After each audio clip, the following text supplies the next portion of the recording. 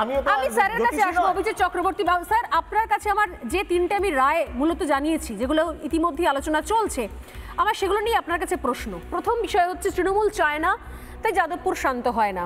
দ্বিতীয়ত, যদিও রাজনৈতিক বিষয় আমি তার মধ্যে আপনাকে টানবো না, আমার এখান থেকে সূত্রপাত আপনার কাছে, যদি সত্যি শাসক দলের সঠিক উদ্দেশ্য থাকতো যাদবপুরের মতো একটা শিক্ষা প্রতিষ্ঠান, আমি জানি না সেখানে কেন গত বছর থেকে এই নতুন নিয়ম জারি হয়ে গেল যে রাজ্যের অন্য কোনো প্রান্ত থেকে কোনো পড়ুয়া, কোনো মেধাবী যাদবপুরে আসতে পারবে না, শুধুমাত্র পশ্চিমবঙ্গের ছেলেমেয়েরাই পারবে আসতে। আমরা যেখানে যাই বেনারস হিন্দু ইউনিভার্সিটি, আমরা যেখানে যাই জেএনইউতে, সেখানে যাদবপুরে কেন কোনো ভিন রাজ্যের পড়ুয়া আসতে পারবেন না আমি জানি না।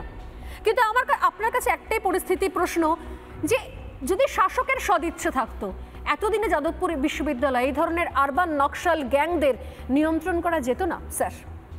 হ্যাঁ, আমি আপনার কথা রেস্টুরেন্টে বলি, আমি তো রাজনীতির লোক নই, আমি রাজনীতি বুঝিও না।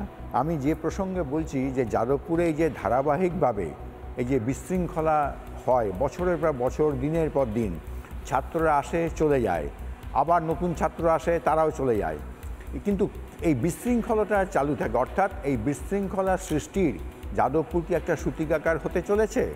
এবং এই যে হচ্ছে, এবং এখানে গণতন্ত্র, মুক্তমন ইত্যাদি নাম নিয়ে তার পেছনে সত্যিকারের স্বৈরতন্ত্র চলেছে।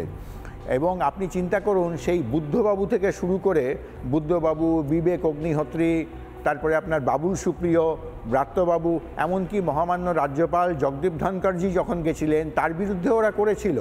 এদের কি সত্যিই কোনো রং আছে? এরা কি বাম, অতি বাম, যাই আপনি বলুন না কেন, আমার সময় আমি অনেককেই জামা পাল্টাতে দেখেছি, এবং এখনও আমি বলছি যে এদের সত্যিই কি রং আছে? এরা সত্যিই কি বাম, নাকি এরা একটা বিশেষ কায়েমি স্বার্থের জন্য কাজ করে? এবং আমি এই প্রসঙ্গে বলবো, আমি কালকেও যেটা বলেছি বা অতীতেও বলেছি, এর পেছনে মাথা কারা? কারা ছাত্রদের লেলিয়ে দেয়? কারা ছাত্রদের তাতাচ্ছে? এই মাথা, এই মাথাকে বার করা খুব জরুরি।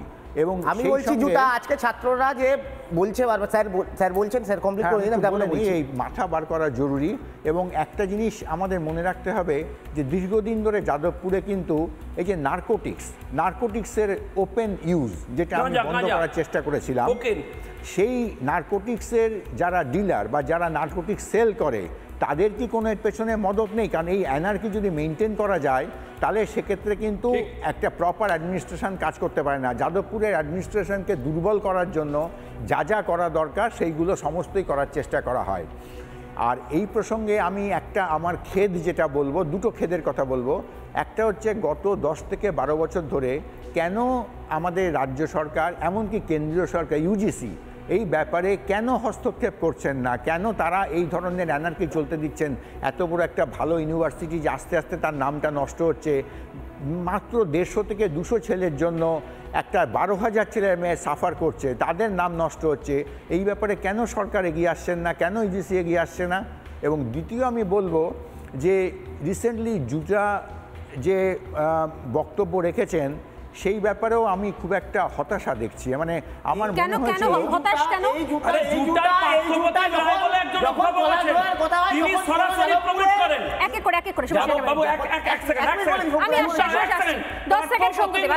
জুটার একজন ওখানে দায়িত্বে আছেন, ওনারা সরাসরি বুদ্ধায়নের ট্রাফিক জ্যাম এই সিনেমাটা দেখতে দেননি কেন? কারণ একটাই কারণ, ওই ছবিটা দেখানো হয়েছে কিভাবে সাধারণ ছাত্রছাত্রীদের মাওয়িস্ট অর্গানাইজেশনে বিভিন্ন ইউনিভার্সিটি থেকে রিক্রুট করা হয়। যাদবপুরে একাধিক জুটার টিচার আছেন যারা এই কাজটা করে। যাদবপুরে আমরা দেখেছি একটা ডিপার্টমেন্টে তালা লাগিয়ে দেওয়া হয় একটা প্রফেসরের ঘরে, কারণ সে কিছু কিছু রাজনৈতিক মনোভাবাপন্ন ছাত্রকে ইচ্ছা করে ফেল করিয়ে দিয়েছিল। তখন জুটার মন কাঁদছিল। আজকে 3000, সারা পশ্চিমবঙ্গে 3000 প্রায় প্রফেসর, ইউনিভার্সিটি রেজিস্ট্রার ভিসি থেকে শুরু করে সাধারণ অধ্যাপক যারা এসেছিলেন তাদেরকে হ্যাকেল করা হলো। 3 দিন হয়ে গেল, যাদবপুরে জুটা এখনো প্রেস বিবৃতি দেয়নি। এবং আজকে যাদবপুরের ছাত্ররা বারবার বলছে ছাত্র সংসদ